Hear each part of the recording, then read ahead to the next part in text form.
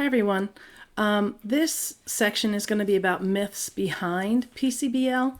A lot of times you'll get pushback from people, and the pushback is a lot of times based on myths. So if we can just kind of get them out of the way right up front, I find that that's usually very helpful. So if you're a teacher, when you present what you're doing to parents, you're going to want to cover these myths early on. And also, as an admin, it's going to be very important that you are communicating this information to your teachers and your staff as well as to your parents. So getting out there in front early is highly recommended. So here we go. Some of the myths. These are some of the things that people say about personalized learning and about competency-based learning. So what it isn't. You keep talking about personalized learning. I don't think this term means what you think it means. So that's going to happen to you pretty often. As you get more comfortable with it, you're going to realize that other people are using words and they really are not, they're not on target with it. Personalized learning is not about flexible seating. Some people just decide that they're going to pull this as the low-hanging fruit because it's easy to buy yoga balls, right? And it's easy to switch out your tables or your desks for tables and things like that. But all this does is change seating, right? So flexible seating does have its part within personalized learning, but personalized learning is not one thing. It is multiple things. All right, here's my personal favorite. I don't always do personalized learning, but when I do, kids are engaged, as if personalized learning is something that you just do on Fridays, or when the teachers that I coached would pull out the iPads and everybody was really excited, but it wasn't a part of their daily routine. Like it hadn't become like a pencil that you use every day and that you can use in multiple ways. So keep an eye out for that kind of attitude. Okay, personalized learning is also not putting every kid in front of a computer and just leaving them there. Technology does have a strong role in personalized learning, and that's because it enables us to automate what we're doing. Adaptive software is also very important, although not necessary, but if you have it, it's very helpful.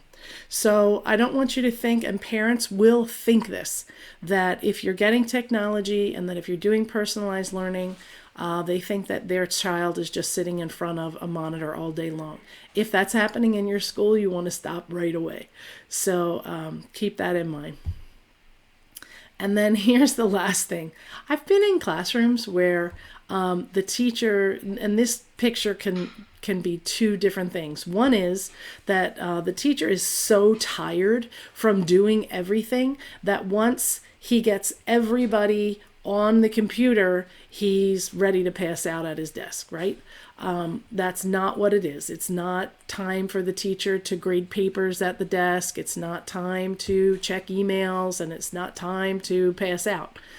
Personalized learning still has an active teacher role, and what happens is the teacher is dividing the room up, and because kids are working on different things at their own pace, the teacher is now freed up to pull kids in a small group and help them along as needed. All right, here is another diagram of what personalized learning is not. It is not a timeline. It's not an automatic. You can implement multiple things all at once, or you can implement them one at a time, but it's recursive. So you are always nurturing part one. You have to come back to it over and over and over again. You are always nurturing part two. So it is recursive, more circular than linear. And here is what I think of personalized learning. It is moving parts.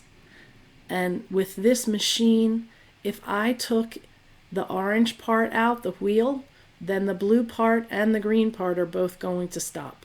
If I take this flame out, something's going to stop. If I take the green part out, you see my point. So think of it as a system. Can it exist with just one part or two parts or even three parts? No, it can't. So you can be on your way, but it's not going to be a full system that is working well for you and the kids unless you've got all parts working in rhythm together. Remember, it is really a 5-year journey. So if you are leading the pack, you need to know that you have to crawl before you can walk, before you can run. And it's hard for teachers because they like to be skilled right out of the box.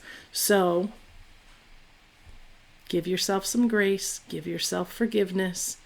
You will mess up. It's okay. Remember, you are an edupreneur, which means you have an idea. You're going to try it. You're going to run with it. You're going to iterate. You're going to reflect, right? And in each iteration, you want it to get better and better. In the next activity, you're going to have an article to read, and then you're going to have a Padlet exercise to help you reflect, and you're going to be reflecting on your aha moments and your wonderings again. That's going to be pretty consistent throughout the entire course.